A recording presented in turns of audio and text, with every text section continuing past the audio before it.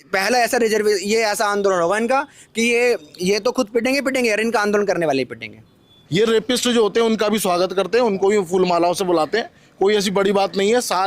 सारे criminal maximum सब criminal इन्हीं के यहीं पर है। इन्हें लगता हो कि जो सोच रहे हैं कि इन्हें आरएसएस और इनका बीजेपी इनका साथ दे रही है, तो हम आप कभी भी न्यूज़पेपर उठा के देख लीजिए, हर महीने 2 महीने में एक खबर आ जाती है कि दलित घोड़ी पे चढ़ा और उसको जो है पीट करके भगा दिया। वो तो आज भी है। तो आप किस आधार पे कह सकते हैं मैं रिजर्वेशन हटा दो?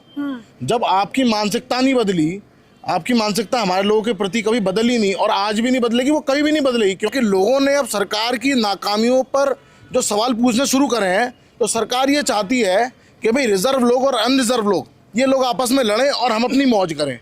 तो सोशल मीडिया पर इन दिनों आप एक ट्रेंड देख रहे होंगे, रिजर्वेशन हटाओ आंदोलन। इस पे तकरीबन 5 मिलियन लोग जुड़ भी गए हैं। ठीक उसी प्रकार से जैसे सीजेपी का आंदोलन सोशल मीडिया पर शुरू हुआ था, लोग अपने अपने तरीके से प्रतिक्रियाएं तो दे रहे हैं, लेकिन मुख्यतः इस वक्त मेरी मौजूदगी करकटडुमा कोर्ट में है। मैंने तमाम वकीलों को एकजुट कर लिया है, जिसमें फीमेल एडवोकेट भी हैं।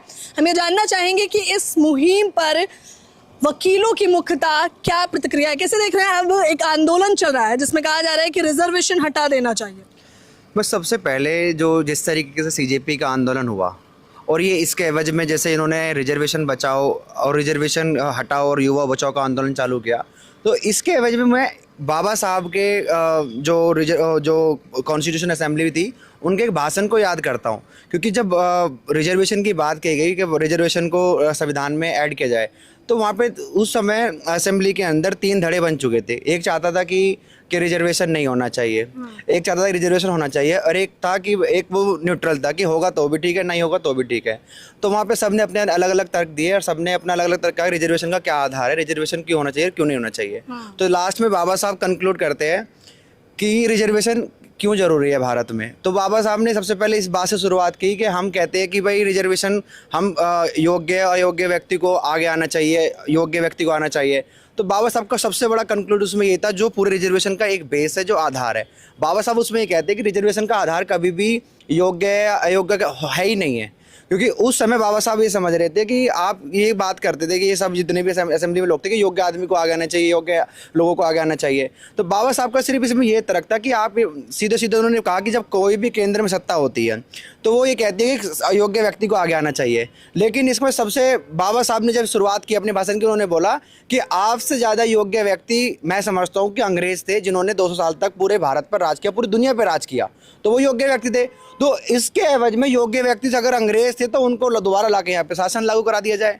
तो जब उनकी बात ये समझ में आई कि रिजर्वेशन का मतलब किसी भी प्रकार से ये नहीं है कि योग्य व्यक्ति को आगे लाया जाए। रिजर्वेशन का मतलब है कि इक्वल अपॉर्चुनिटी हो, इक्वल डिस्ट्रीब्यूशन हो और इक्वालिटी हो। आपको सच में लगता है रिजर्वेशन की वजह से, आरक्षण की वजह से भेदभाव समाप्त हो रहा है? नहीं, क्योंकि आंकड़े तो बढ़ रहे हैं। मैं जैसे आपने बताया, मैंने अभी बताया भी आपको कि कल एनसीआरबी की रिपोर्ट आई है, और एनसीआरबी की रिपोर्ट आने से क्लियर हो गया है कि भारत में 2013 से लेकर 2024 तक के जो आंकड़े हमें देखने को मिलते हैं वो बड़ी ही भयावह स्थिति है कि जिस सरकार को जो ये वादा करती है कि हम दलितों के हमरा या दलितों का हम रिजर्वेशन प्रोवाइड करते हैं, दलितों के लिए हम ये करते हैं, तो आपने देखा होगा कि 114%, जैसे आपने यूजीसी में भी देखा होगा, यूजीसी में 118% का आंकड़े हमारे पास है, जिसकी वजह से यूजीसी बिल आया था कि 118% स्टूडेंट के साथ भेदभाव होता है, 118% में वृद्धि हुई है एट्रोसिटीज में। तो अब जो एनसीआरबी डाटा है उसमें भी भयावह स्थिति है। वो ये कहती है कि जो अकेले यूपी में 7,000 से बढ़कर 14,000 जो एट्रोसिटीज के मुकदमे वहाँ पे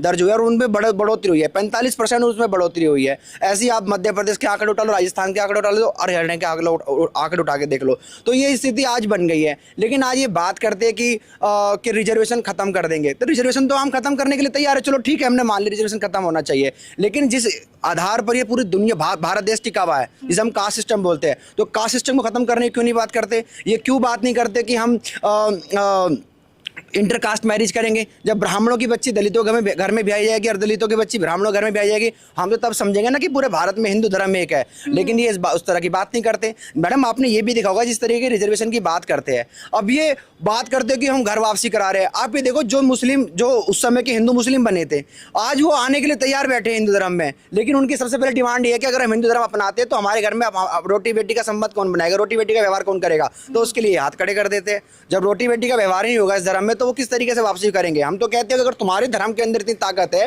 तुम्हारे हिंदू धर्म में तो इतनी ताकत है, तुम्हारे सनातन धर्म में इतनी ताकत है, तो उन लोगों की वापसी कराओ, उन लोगों को अपनी रोटी बेटी के संबंध उनसे स्थापित करो। तो हमें लगता है कि ये धर्म बहुत आगे बढ़ेगा, लेकिन ऐसा नहीं होता। तो हटना चाहिए या नहीं? रिजर्वेशन कहता नहीं हट सकता मैडम। आपने देखा होगा कि जिस तरीके से सीजेपी आंदोलन हुआ था, इस आंदोलन में आपने अच्छे से देख लिया कि ये जैन जी कितना आगे बढ़ा हुआ है। 1990 में आपको एक बता दूं, जब मंडल कमीशन लागू हुआ था 92 में, इंदिरा सानी जजमेंट जब आई थी, 27% रिजर्वेशन जो ओबीसी को मिला था, तो उस समय हमारे घरों को जला दिया गया था, उस समय हमारे लोगों को मारा पीटा गया था। उस समय ये देखने को मिला था कि रिजर्वेशन की हमारे लोगों को कम समझ थी, लेकिन मंडल कमीशन की वजह से हमारे 27% ओबीसी को हमारे रिप्रेजेंटेशन मिला। और उस वक्त के बाद ही आपने देखा होगा कि मुलायम सिंह यादव, ठीक है ना, और लालू सिंह यादव, नीतीश यादव, ये उस समय मुख्यमंत्री बने। नहीं तो आप ये देख लो कि 1990 से पहले, 1990 से पहले कोई भी दलित या कोई भी ओबीसी मुख्यमंत्री नहीं था किसी भी स्टेट का। लेकिन जब रिप्रेजेंटेशन 27% ओबीसी को मिला तो वो बने।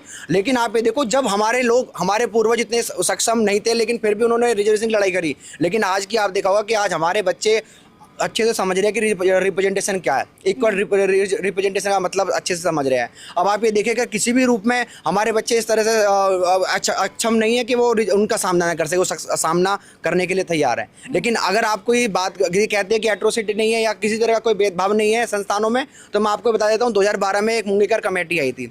उस मुंगीकर कमेटी में ये कहा गया था कि उसमें जब लगातार आप देख रहे थे कि बच्चे सिर्फ एनाटॉमी में सब्जेक्ट में फेल हो रहे हैं, तो उन्होंने एक एससी कमीशन ने उसमें इंटरवेन किया और उसमें वो अपना नोटिस प्रोवाइड किया उसमें।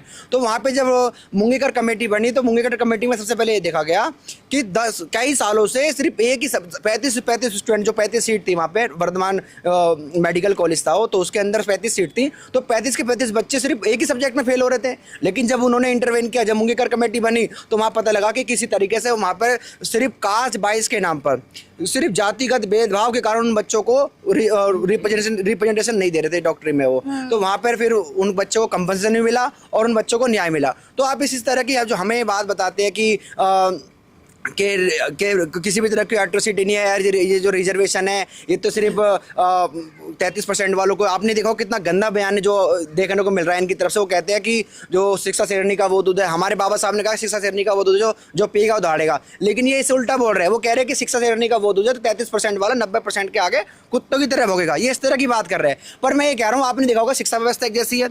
आप ये समझ लो कि एडमिशन लेने का प्रोसेस में हमें रिजर्वेशन मिलता है, लेकिन जैसे तरीके से ये कहते हैं कि भाई रिजर्वेशन वाले डॉक्टर से आपको किसी इलाज नहीं करवाना चाहिए। तो आप ये देखो, जब हमारी शिक्षा पद्धति एक जैसी है, हमें रिजर्वेशन वहां मिलता है जब हम एडमिशन लेते हैं। लेकिन जब हम कई साल तक हमारा बच्चा पढ़ता है, पेपर भी देता है, तो जब पास होता है तो उसका मतलब रिजर्वेशन रह जाता। अब आप ये देखो कि जब वो पेपर भी आपके साथ बैठ के दे रहा है, क्वालिफाई भी सारे सब्जेक्ट आपके साथ बैठ के कर रहा है, तो आपके जैसा ही कि उसे ज्ञान मिल रहा होगा। तो ये कह रहे हैं कि नहीं ये तो उनके साथ, उनसे जो रिजर्वेशन वाला डॉक्टर है उनसे हम ऑपरेशन नहीं कराएंगे क्योंकि वो रिजर्वेशन से आया। लेकिन भाई शिक्षा पद्धति जैसी है, जब उन्होंने आपके साथ बैठ के एग्जाम दिया है, 5 साल आपके साथ बैठ के पढ़ाई की है, एग्जाम आपके से दिया, तो आप फिर उसमें क्या फर्क रह गया भाई? अगर शिक्षा प्राप्त नहीं की होती, अगर उसने पेपर क्लियर नहीं किया होता तो डॉक्टर कैसे बन जाता? तो ये इनकी जो मानसिकता ये संकीर्ण हो चुकी है। और हमारे लिए सबसे बड़ा ये गर्व का विषय आज ये है कि हमारे बच्चे समझ चुके हैं और हमारे लोग हर जगह बैठे हुए हैं। तो रिजर्वेशन को तो किसी भी रूप में ये हट नहीं सकता। और मुझे लगता है कि ये इनकी भूल है। अगर इन्हें लगता हो कि जो सोच रहे हैं कि इन्हें आरएसएस और इनका बीजेपी इनका साथ दे रही है, तो हमने देखा कि मोहन भागवत के हमने काफी बयान देखे जो कहते हैं कि संघ का कोई भी प्लान नहीं है रिजर्वेशन खत्म करने का। अमित शाह बड़ा भाषण देते हैं कि जब तक बीजेपी सरकार रहेगी तब तक भाजपा गवर्नमेंट रहेगी, रिजर्वेशन को कोई हिला नहीं सकता। तो ये इनके चटपूंजे बच्चे हैं, ये क्या कर लेंगे?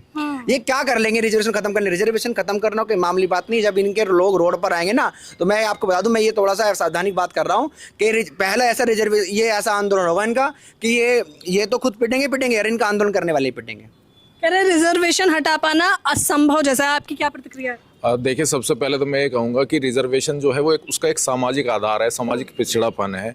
हमें जो रिजर्वेशन मिल रहा है या SC ST को जो रिजर्वेशन मिल रहा है, SC ST OBC को, सामाजिक पिछड़ापन है। तो आप ये देखिए, जब से आज़ादी के इतने साल हो गए, क्या हमारा जो पिछड़ापन है वो कम हुआ है? एट्रोसिटी आज भी लगातार हो रही है। कह रहे हैं आरक्षण लेकर भी अगर भेदभाव नहीं खत्म हो पा रहा तो आरक्षण छोड़ दीजिए। नहीं, आरक्षण छोड़ दीजिए, इसका आप ये देखिए आर्टिकल 15(4) जो हमें कहता है कि वो स्टेट के पास पावर है, प्रोविज़न है कि जो भी उनके स्टेट में जो भी पिछड़े लोग हैं वो उनको इक्वल अपॉर्चुनिटी दे, उनको रिप्रेजेंटेशन दे। अभी मैं हाल फिलहाल में आपको एक केस बताऊंगा। एक पंजाब का केस हमारे पास आया जिसमें लेक्चरार की पोस्ट थी, उसमें RK Sabharwal versus union of India versus state of Punjab की जो जजमेंट है वो ये कहता है कि रोस्टर सिस्टम हर वैकेंसी में लागू होना चाहिए। लेकिन उसमें क्या कर रखा था कि टोटल सीट अगर 48 है, टोटल सीट 28 है, लेकिन एससी की एक भी सीट नहीं है, उसमें 0 सीट्स हैं।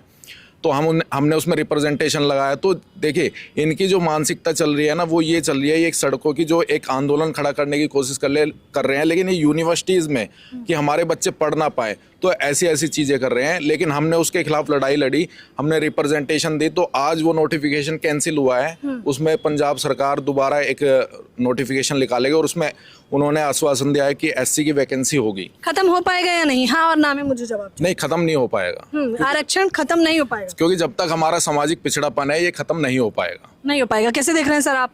मैं सबसे पहले आपके चैनल का धन्यवाद अदा करता हूं। ये रिजर्वेशन नहीं है, ये रिप्रेजेंटेशन है। समाज का ध्रुवीकरण सबसे पहले बहुजन और अल्पजन के आधार पर हुआ, बीच में आकर के हिंदुत्व के नाम पर हुआ। अब हिंदुत्व का जो किला है वो भरा करके गिर रहा है। अब इसे रिजर्वेशन और नॉन रिजर्वेशन के रूप में हमें पुणे से हाशिए पर ये धकेलना चाहते हैं। और ये भागीदारी, समावेशी समाज की संरचना के लिए सभी की भागीदारी सुनिश्चित होनी चाहिए। हमारे देश में हमारे राजनीतिक नेतृत्व जो वर्तमान में भी है, जो पूर्ववर्ती भी रहे हैं, किसी के अंदर इतनी इच्छा शक्ति नहीं है कि वो इस रिजर्वेशन को समाप्त कर दें। कहना एक अलग चीज़ है और उसे इम्प्लीमेंट करना एक अलग चीज़ है। आज इनके पास कॉन्स्टिट्यूशन अमेंडमेंट करने की पावर है। जब ये अब बिल ला रहे हैं महिला रिजर्वेशन का और उसमें कॉन्स्टिट्यूशन अमेंडमेंट ला रहे हैं, भाई रिजर्वेशन जब आपको ख़त्म ही करना है तो फिर महिलाओं को आरक्षण क्यों दे रहे हैं? बहुत बहुत वाजिब सा पॉइंट है। अगर रिजर्वेशन आप खत्म करना चाह रहे हैं, महिलाओं को क्यों दे रहे हैं फिर? अब हमारे देश में यदि ये रिजर्वेशन खत्म करना चाहते हैं तो इन्होंने जुगाड़ 340 सांसदों का कर लिया है। मैं कहता हूँ लगे हाथ ये करें। हमारी चुनौती है कि ये इस रिजर्वेशन को समाप्त करें और ये बवंडरबाजी ना करें, समाज में वैमनस्यता स्थापित ना करें, समाज में भाईचारा रखें, ताकि हमारा एक भारत था, श्रेष्ठ भारत था, आज भी वो एक भारत बने, श्रेष्ठ भारत बने। बरगलाने की आवश्यकता नहीं है, सबको समझ आता है। सोशल मीडिया ट्रेंड कितना भी क्यों ना हो। कैसे देख रही हैं आप रिजर्वेशन को?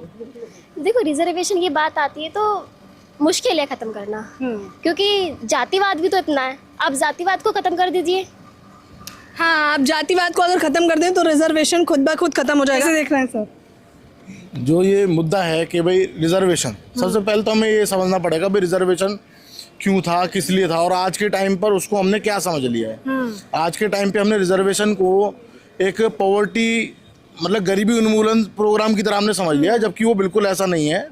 वो एक रिप्रेजेंटेशन थी जिन लोगों को एक बेसिक शिक्षा और अपने सारे बेसिक अधिकारों से वंचित करा गया था।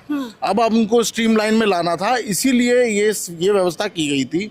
और आज भी देखा जाए तो आज स्ट्रीमलाइन में तो ज़रूर आ गए हैं, लेकिन इनके प्रति जो अत्याचार जो हो रहा है, आप कभी भी न्यूज़पेपर उठा के देख लीजिए, हर महीने 2 महीने में एक खबर आ जाती है कि दलित घोड़ी पे चढ़ा और उसको जो है पीट करके भगा दिया। वो तो आज भी है। तो आप किस आधार पे कह सकते हैं भाई रिजर्वेशन हटा दो? जब आपकी मानसिकता नहीं बदली, आपकी मानसिकता हमारे लोगों के प्रति कभी बदली नहीं और आज भी नहीं बदलेगी, वो कभी भी नहीं बदलेगी, क्योंकि ये मानसिकता ऐसा कीड़ा नहीं है कि मतलब वो कभी पैदा हो रहा है। आप इस मानसिकता को बढ़ा रहे हैं और ये रिजर्वेशन खत्म करने का जो प्लान है ये वो नहीं है। ये आप ये ना समझे कि गवर्नमेंट भी करेगी या हम हो सकता है, ये कभी हो तो सकता ही नहीं है। गवर्नमेंट का ये प्लान है कि लोगों ने अब सरकार की नाकामियों पर जो सवाल पूछने शुरू करे हैं, तो सरकार ये चाहती है कि भाई रिजर्व लोग और अनरिजर्व लोग ये लोग आपस में लड़ें और हम अपनी मौज करें। एजेंडा सेट कर दिया है। तो ये ऐसा ही है कि जो दो कहते हैं ना, 2 बंदरों की लड़ाई में बिल्ली मौज कर गई, तो ये वही एजेंडा है। इसमें कुछ नहीं है। ये सिर्फ खत्म नहीं होगा, आप कह रहे हैं? खत्म भी नहीं होगा। और ये जो प्रोपोगेंडा है ये सिर्फ अपनी नाकामियों को छुपाने के लिए। अभी आपने सीजेपी का देखा था, सरकार के हाथ पैर फूल गए। हाँ जी सर, उसको हटा दिया, अपने मंत्री को हटा दिया, नेता को हटा दिया, फिर उसका दूसरी बार फिर स्वागत कर लिया। ये इनके लिए कोई बड़ी बात नहीं है। ये रेपिस्ट जो होते हैं उनका भी स्वागत करते हैं, उनको भी फूल मालाओं से बुलाते हैं। कोई ऐसी बड़ी बात नहीं है। सारे क्रिमिनल मैक्सिमम सब क्रिमिनल इन्हीं के यहीं पर है। लेकिन 5 मिलियन लोग फॉलो कर रहे हैं, मतलब एक बड़ी संख्या चाहती है कि खत्म हो जाए। आप बताइए हिंदुस्तान की आबादी कितनी है मैडम? 5 मिलियन लोग फॉलो कर रहे हैं। ऐसा तो मोदी जी को कितने लोग फॉलो करते हैं, लेकिन मोदी जी को कितने लोगों ने गालियां दी पता, ये भी तो देखो। उनसे कम लोगों ने गाली दी होगी, लेकिन मोदी जी उतने में हिल गए। ये 5 मिलियन का जो आंकड़ा है ना, ये तो सिर्फ दिखावे का आंकड़ा है। 5 मिलियन लोग इनके जंतर मंतर पे खड़े हो जाएं एक बार। कह रहे हैं 5 मिलियन जो सोशल मीडिया पे आपने ट्रेंड सेट कर रखा है वो एक बार सड़कों पर उतरे तब समझ आए, और आरक्षण खत्म कर पाना असंभव है क्योंकि राजनीतिक पार्टियां भी अपनी रोटी सेक रही हैं, उससे ज़्यादा कुछ नहीं है। ये एडवोकेट से मैंने बातचीत करी है, आप लोग सीधे तौर पर हमसे जुड़े हुए थे। फिलहाल इस चर्चा पर आप हमें अपनी राय जरूर दें। कैमरामैन नावेद के साथ ज्योति यादव।